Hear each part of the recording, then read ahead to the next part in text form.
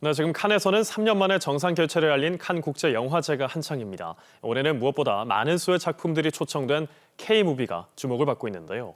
그 가운데 무려 3편이 부산을 배경으로 하고 있어 영화도시 부산을 세계에 알리고 있습니다. 최한솔 기자가 취재했습니다.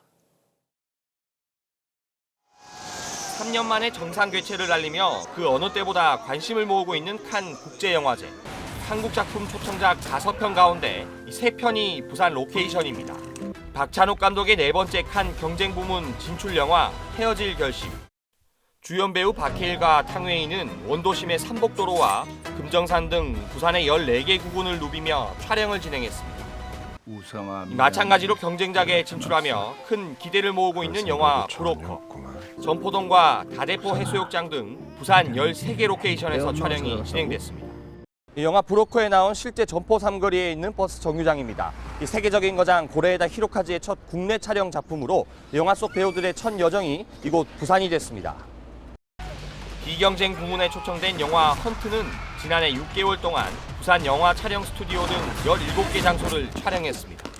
헌트 같은 경우에 부산에서 이제 영주고가교에서 많은 부분이 촬영이 되었고요. 이제 그때 중구청, 동구청, 동부경찰서, 중부경찰서에 이제 도움이 있어서 부산에서 촬영한 영화들이 칸의 레드카펫에 오르면서 부산 곳곳의 매력이 세계 속에 선보이고 있습니다. KNN 최한솔입니다.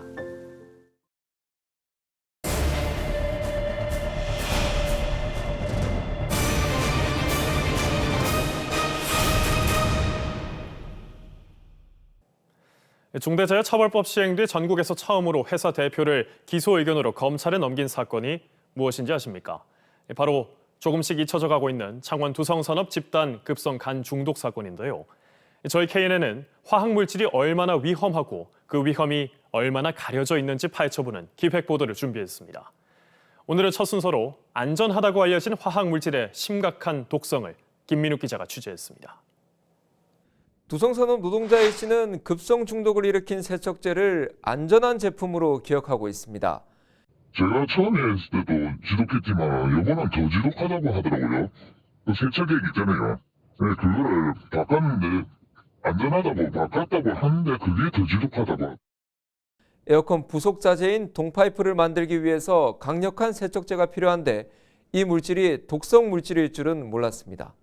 소주 냄새보다 더 강하고 그냥 약간 어지러울 정도. 옆에 손목시계를 이렇게 끼고 있으면은 이제 담그다 보면 손목시계가 다 녹아있어요.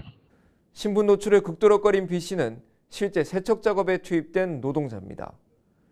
B씨를 포함한 작업자들도 안전하다는 회사 말만 믿고 방독 마스크조차 제대로 쓰지 않고 독성 물질을 마셨습니다.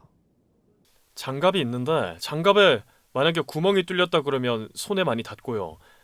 그리고 세척을 한 다음에 에어로 불어서 세척액을 빼내야 되지 않겠습니까?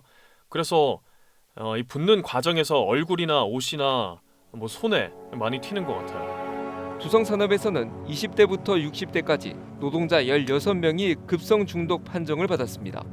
대표이사 스스로도 이 물질이 이렇게 위험한 물질인지 전혀 몰랐다고 말합니다. 이 물질의 성분을 한번 느껴보고자 직접 탈취 작업을 했습니다. 하루 종일 작업을 하고 저녁에 집에서 화장실에서 소변을 보는데 소변이 노란색으로 나왔습니다. 탈취 공정에 유통되고 있는 물질은 어떤 물질인지 아무도 모르실 겁니다.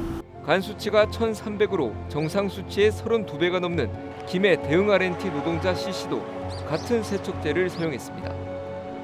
C씨 또한 회사 말만 믿고 안전한 제품인 줄 알았습니다. 그 전에도 우리가 이제 회사 측에서 말했거든요.